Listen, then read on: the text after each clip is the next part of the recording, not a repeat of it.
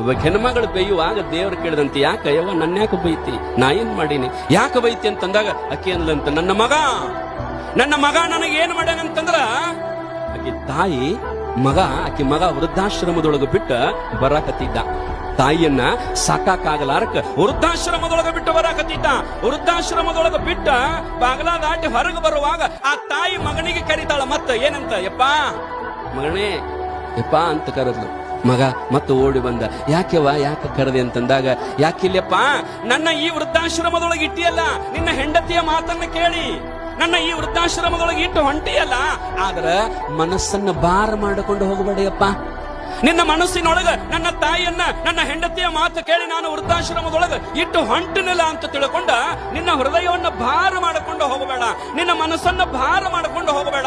ಯಾಕಂತಂದ್ರ ತಪ್ಪು ನಿಂದಲ್ಲಪ್ಪ, ತಪ್ಪು ನಂದದ. ತಪ್ಪು ನಿಂದಲ್ಲ, ತಪ್ಪು ನಂದದ. ಏನಂತಂದ್ರ ನೀನು ಹುಟ್ಟುವಕ್ಕಿಂತ ಮೊದಲ 4 ಸಾರಿ ನಾನು ಗರ್ಭವತಿಯಾಗಿದ್ದೆ. 4 ಸಾರಿ ಗರ್ಭವತಿಯಾದಾಗ ಡಾಕ್ಟರ್ ಹೇಳಿದ್ರು, ಮೊದಲನೇ ಗರ್ಭವತಿಯಾದಾಗ ನಿನ್ನ ಹೊಟ್ಯಾಗ ಹೆಣ್ಣು ಕೂಸದ ಅಂತ ಹೇಳಿದ್ರು ಡಾಕ್ಟರ್. ಅದನ್ನ ನಾನು ಭ್ರೂಣ ಹತ್ಯೆ ಮಾಡಿದೆ. ಯಾಕಂದ್ರ ನನಗ ಗಂಡು ಮಕ್ಕಳಂದ್ರ ಬಹಳ ಪ್ರೀತಿ. ನನಗ ಒಟ್ಟು ಗಂಡು ಅಂತ ಬಡ್ಕೋತಿದ್ನಿ, ಗಂಡು ಮಕ್ಕಳು ಬೇಕಂತ ಬಡ್ಕೋತಿದ್ನಿ. ಅದಕ್ಕೆ ಡಾಕ್ಟರ್ಗೆ ಹೇಳಿ ನಾನು ಭ್ರೂಣ ಹತ್ಯೆ ಮಾಡಿಕೊಂಡೆ. ನನ್ನ ಹೆಣ್ಣು ಕೂಸಿನ ನಾನು ಕೊಂದು ಬಿಟ್ಟೆ. ಹಿಂಗ 4 ಹೆಣ್ಣಿದ್ದು ಹೊಟ್ಯಾಗ 4 ಸಾರಿ ಇದ್ದ ಹೆಣ್ಣನ್ನ ಭ್ರೂಣ ಹತ್ಯೆ ಮಾಡಿಬಿಟ್ಟೆ. ಯಾರ ಸಲುವಾಗಿ? ನಿನ್ನ ಸಲುವಾಗಿ. 5ನೇ ಗಂಡು ಮಗ ನೀನು ಹುಟ್ಟಿದಲ್ಲ.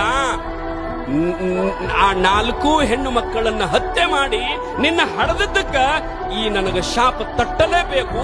ಇದು ನಿಂದ ತಪ್ಪಲ್ಲ, ಅದು ನಂದ ತಪ್ಪದ ತಮ್ಮ, ನಂದ ತಪ್ಪದ ಅಂತ ಹೇಳಿದ್ರು. ದೇವರಿಗೆ ಬೈತಿದ್ಲಕ್ಕಿ. ಏನಂತಂದ್ರ ನನ್ನ ಮಗನಿಂದ ನನಗೆ ಕಷ್ಟ ಆಯಿತು ಅಂತ ಬೈತಿ.